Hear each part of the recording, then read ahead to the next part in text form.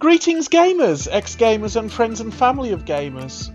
Well, day 26 happened. It was a very good day with lots of learning experiences and just a little bit frightening and a tad stressful. However, at no point in the day was I tempted to game. The withdrawal symptoms I picked up from the Hooked on Games blog never showed their faces, and if they were going to show up, yesterday would have been the ideal time for them to turn up.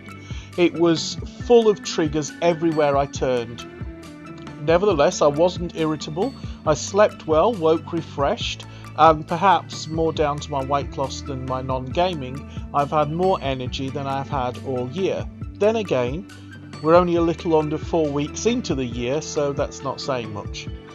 I do sometimes wonder if I have a mild seasonal affective disorder where I tend to look at life a little more negatively and tend to have less energy and less motivation to do anything around the end of September.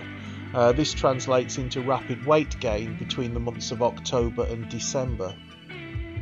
Talking about weight, I found myself just outside the error bars today by just 0.1 kilograms. You can't get any closer than that. This is why we don't weigh ourselves every day, since the change in measurements tend to be inside of the margin for error.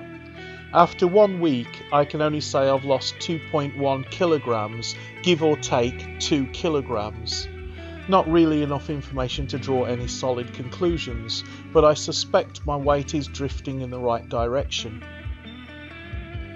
In today's video, I want to look at the level of a person's education as a risk factor in developing an addiction.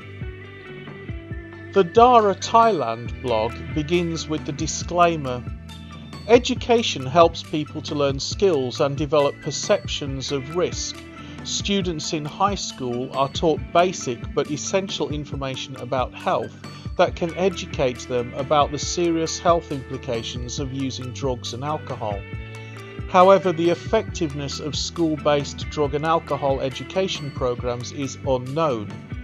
Measuring education level against drug or alcohol use is controversial and fails to take into consideration socio-economic, psychological and physiological factors which all play a major part in substance abuse problems. And the blog continues, education level has been found to have an impact on the risk of drug or alcohol abuse. One particular study from 2004 in Copenhagen included over 30,000 men and women aged 20 to 93 and measured the schooling level, smoking, alcohol use and obesity. This study found that those with the lowest level of schooling were most frequently heavy smokers, heavy drinkers and most physically inactive.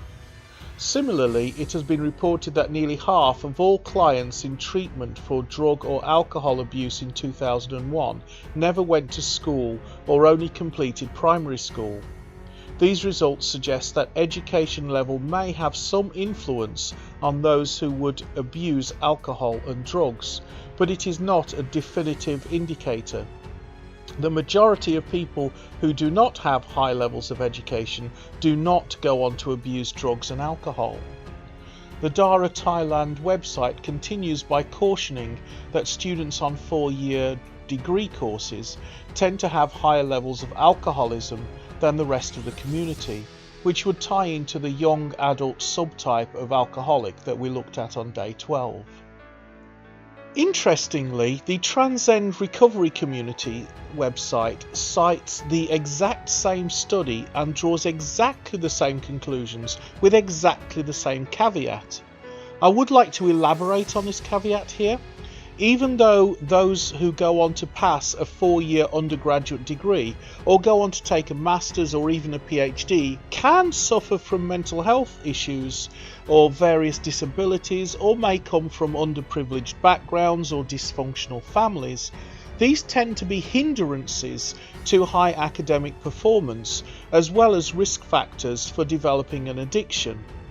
On top of that, those who develop an addiction at university are more likely to drop out because of that addiction, and as such there is a smaller proportion of people with these risk factors in high academic achievers than in the rest of the community, potentially skewing the results of the survey. This doesn't mean that those who successfully make it through university are protected from addiction. Doctors and lawyers tend to be very well educated people, and yet both professions report higher levels of alcoholism than the rest of the community. In conclusion, while there might be some weak and controversial evidence that supports the notion that education might be a protective factor against addiction, all other risk factors should be taken as a greater predictor of addiction than education level. In fact, I would argue that people who are better educated might be more able to hide the signs of their addiction for longer, such that it's harder to spot addiction in a better educated person than in a less well educated person. When it comes to gaming addiction, however, it is a person's time that is being eaten up, making it more difficult to disguise the symptoms of gaming addiction. An alcoholic can explain the hangover symptoms as a cold or flu and hide bottles. Similarly, a drug addict can hide the evidence far easier than a gaming addict can hide thousands of hours invested into gaming. This is why dropped classes and lower grades, as well as poor work performance, are some of the strongest indicators of problematic gaming. If you feel that you might have a problem with excessive gaming and are worried you might be developing an addiction, why not follow along or try out this simple test of going game-free for a month? Remember, it can be any month and you don't have to start on the 1st. Why not post a comment and let me know how you're doing? And don't forget to hit that subscribe button. But as for me, hopefully soon to be slightly less big fat hairy 26 days and counting non-gamer, I'll look forward to seeing you in another video.